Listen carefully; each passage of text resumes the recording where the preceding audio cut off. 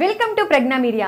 ప్రస్తుతం young tiger NTR నటిస్తున్న Devara cinema కోసం ఫ్యాన్స్ ఎంతో ఆతృతగా వెయిట్ చేస్తున్నారు. RRR తర్వాత తారక్ నుంచి రాబోతున్న సినిమా కావడంతో ఎప్పుడెప్పుడు ఈ మూవీ రిలీజ్ అవుతుందా అని వెయిట్ చేస్తున్నారు.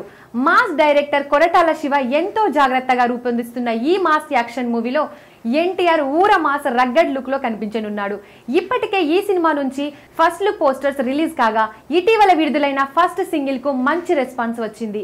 తాజాగా దేవర సినిమా స్టోరీ మొత్తాన్ని ఓ జూనియర్ ఆర్టిస్ట్ లీక్ చేసినట్టు తెలుస్తోంది. ఇటీవల ఓ యూట్యూబ్ ఛానల్ కు ఇచ్చిన ఇంటర్వ్యూలో సదరు జూనియర్ ఆర్టిస్ట్ దేవర సినిమాపై ఓ రేంజ్ హైప్ ని క్రియేట్ చేశాడు. ఈ క్రమంలో దేవర కథ కూడా చెప్పినట్లు సమాచారం.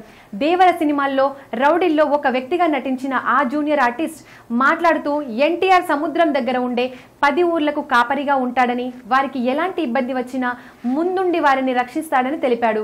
అందరికీ అండగా నిలబడే వ్యక్తి అని, సముద్రం దగ్గర ఫైట్ సీన్ ఉంటుందని, అందరినీ నరికే సీన్ హైలైట్ అని అన్నాడు. ఆ సీన్ కోసం ఏకంగా 10,000 మందితో ఫైట్ చేస్తాడని, దీంతో సముద్రం అంతా రక్తంతో నిండిపోతుందని, యాక్షన్ సీన్స్ లైవ్ లో చూసి తాము షాక్ అయ్యామని, తారక్ యాక్టింగ్ నిజంగానే మైండ్ బ్లోయింగ్ అని తెలిపాడు.